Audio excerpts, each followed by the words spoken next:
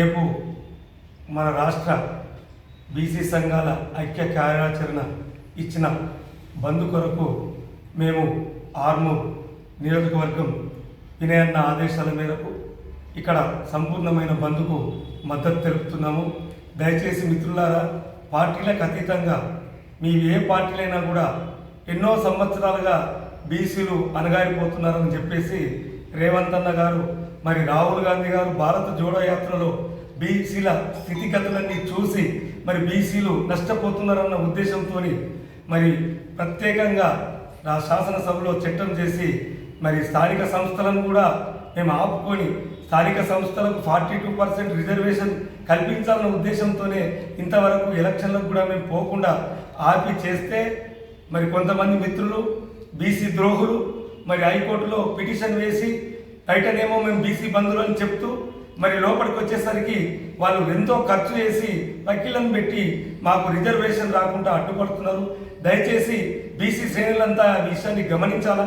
ఇవాళ బీసీలకు ఒక రెడ్డి ఉండి కూడా 42% ముఖ్యమంత్రి గారు ప్రకటిస్తే మరి వీళ్ళందరూ ఎక్కడ కాంగ్రెస్ పార్టీకి పేరు వస్తుందో, మరి ఎక్కడ కాంగ్రెస్ పార్టీ మొత్తం స్థానిక సంస్థలలో స్వీప్ చేస్తుందని చెప్పి ఉద్దేశంతో వాళ్ళందరూ కక్ష కట్టి మమ్మల్ని మాకు రాకుండా చేశారు. కాబట్టి మేమందరం రేపు పెద్ద ఎత్తున ఉదయం 9 గంటలకు అంబేద్కర్ చౌరస్తా వద్ద జమాయి అక్కడి నుంచి మొత్తం గ్రామం అంతా పర్యటిస్తాము. మరి ఇదే విధంగా దయచేసి పెట్రోల్ బంకుల వారికి, సినిమా థియేటర్ల వాళ్లకు, మైండ్ షాపులకు, ఒక్క అత్యవసర సర్వీసులు మెడికల్ షాపులకు, దవాఖానలకే వినియోగిస్తున్నాం. దయచేసి మీరందరూ సహకరించగలరు.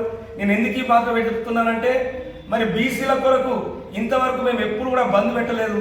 మరి మా ఆత్మశోభ మేము ఎంత పరిస్థితి ఉన్నాం కాబట్టి దయచేసి ప్రతి బీసీ కూడా పార్టీ ఏదైనా కానీ ఏ పార్టీలో ఉన్నా కూడా దయచేసి మీరందరూ రేపు సహకరించి బంధుకు సహకరించాలని చెప్పి మనసారా కోరుకుంటున్నాను.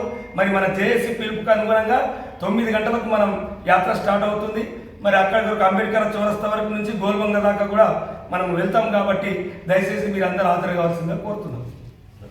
బీసీ తెలంగాణ బీసీ జేఏసీ రేపు 18వ తారీఖు శనివారం నాడు ఏదైతే బంద్ తలపెట్టిందో దాన్ని మా మహేష్ కుమార్ అన్న గారు టీపీపీసీసీ అధ్యక్షులు మహేష్ కుమార్ అన్న గారి ఆదేశాల మేరకు రేపు 18వ తారీఖు నాడు కాంగ్రెస్ శ్రేణులంతా ఉదయం 9 గంటలకు అంబేద్కర్ చౌరస్తా నందు అందరూ ఒక్క దగ్గరకు వచ్చి అట్టి కార్యక్రమాన్ని విజయవంతం చేయాలని, ఇట్టి బీసీ రిజర్వేషన్ అనేది మన కాంగ్రెస్ ప్రభుత్వం యొక్క మన రాహుల్ గాంధీ గారి కళ. ఇది ఏదైతే కామారెడ్డి డిక్లరేషన్లో బీసీ రిజర్వేషన్ల గురించి మాట ఇచ్చినారో దానికి అనుగుణంగా రాహుల్ గాంధీ గారి ఆశయాలను మన రేవంత్ రెడ్డి సీఎం గారు పట్టుదలతో ఎంతో డెడికేషన్తో ఒక కమిటీ వేసి